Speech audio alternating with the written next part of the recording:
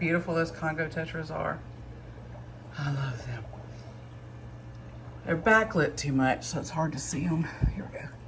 There's my beautiful alien betta. Look at him, he's so gorgeous blue. And again, I've said this before, so I'm repeating myself. I do that a lot, but if you have a betta in a community tank, and believe me, placotte fin ones do much better in a community tank than others. They will figure out that food's a lot more than they initially thought it was because all the other fish are eating it. So you can see my alien betta going to town on some krill flake. He's like, well, they're eating it. It must be food.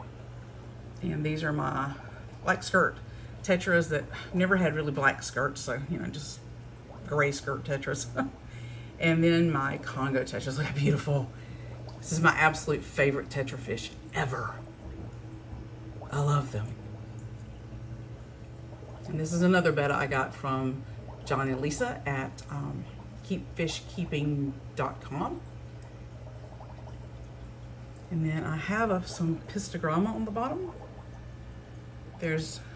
Haven't bred for me yet. He's got 2 girls in here and he hasn't made me anything.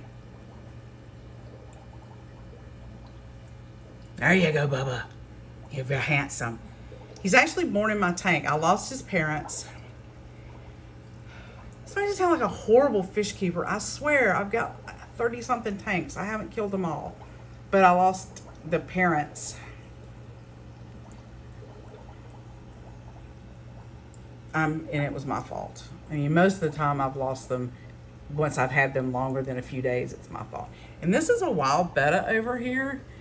I forgot what species, I'll be honest, because I lost the male many years ago, and the female's the only one left. I think that's the betta. Is that the wild betta or the killie? That may be the killifish. Sorry.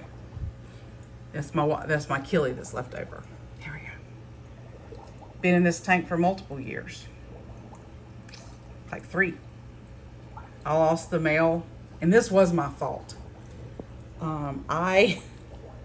You know when you're water changing a lot of tanks and you get sidetracked and you forget what you're doing and you magically forget to put chlorine in a tank? Yeah, that's what happened. And I lost, by the time I realized it, they were gasping at the top.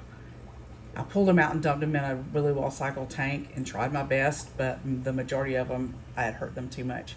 That I felt ungodly. I felt horrible about that. Here's one of my female apistos in here. At least I hope it's a female. He's got 2 females in here, but has a little bugger mated yet? No. I think he may need more huts. There's a rock pile back there that they can get in. There's a little hut here, but he may need another hut down here. And I see my tetras thinking about spawning, but they're not going to live in here. And this is my hurt angel that I'm going to move out and in a tank by itself. I just don't have that tank that it's going in yet. So yeah, just feeding time at the zoo. There's some Siamese algae eaters that once they get adults really don't want algae, they want real food. Although there isn't algae in the, they're seeing algae up. Well, you can't really tell, but there's an algae pile up in there. The only time the algae's really clear from these guys is when they're starving to death. Like I've gone a week on vacation or when I was hurt for that month. They figured out algae was food. Now I was trying to show my endlers. There's a group of endlers in here. I figured their babies would get picked off, but quite frankly, not a lot of them. There's little, really small endler babies in here and they're still alive. So, you know, surprise. Not that I wanted them all to die, but I just didn't want a huge herd of them. There is my wild betta. Right there. And she has been in here quite a long time. Like I said, she's the one I don't remember the species of, but kind of a catch-all oddball tank.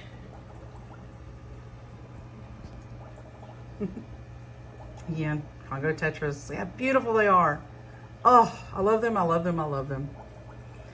All right. Y'all take care.